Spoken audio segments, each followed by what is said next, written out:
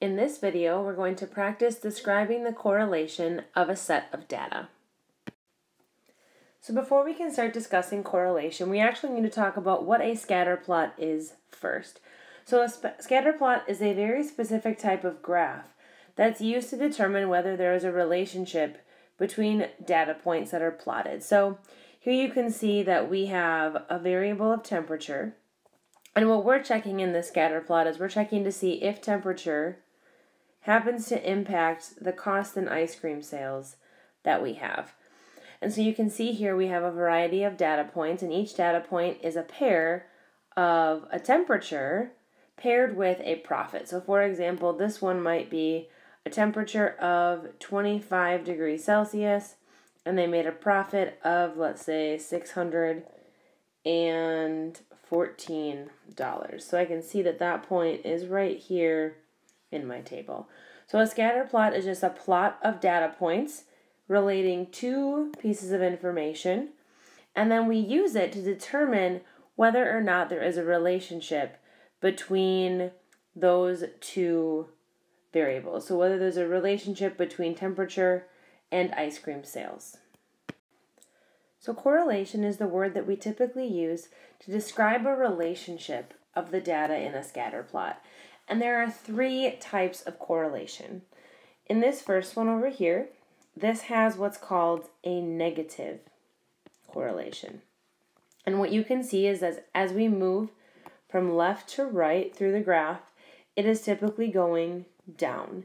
And you can see here that we have a negative slope if we were to draw a line through that set of data. So something has a negative correlation if as x becomes bigger, as we read the graph from left to right, it goes down. Then the second one right here, we're going to come back to in a second because I want to talk about this third one first, which has what is called positive correlation. And typically what happens in positive correlation is as we move and read the graph from left to right, we are typically going up. And so it's a positive correlation because it's going up as x increases. And what you also see here is if we draw a line through that data to kind of estimate it, we can see that we have a positive slope to that line. Now, this third type of correlation is called no correlation. And this results when those data points are too spread out. And why we say no correlation is because really you could make an argument for multiple types of correlation based on those data points being so spread out. So for example, you could draw a line this way and say that is a good line to represent that data. But you could also flip it around and say, well, this is a great line to describe that data. And so no correlation results when you really can't see a very clear relationship.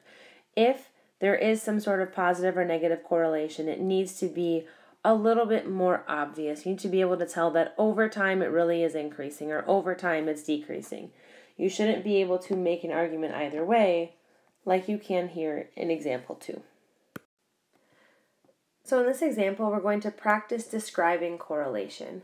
And what I notice as I look over here at my scatter plot is I notice that as I read the graph from left to right here, I notice that in general it's going up. I can draw a line that can pretty well represent those data points, and it has a positive slope as we read the graph from left to right. So I can first state that this is a positive correlation. Then from here, I actually want to describe the graph using my knowledge of correlation. So here, remember that we read the graph from left to right. So we're watching to see what happens as our x variable, or as our x unit, changes. So here we notice that we have hours of studying on our x-axis. So we're reading this graph and we're saying as hours of studying increase, what I'm noticing is that in general those test scores are also increasing. So this correlation is positive, and as our hours of study increase, so do our test scores.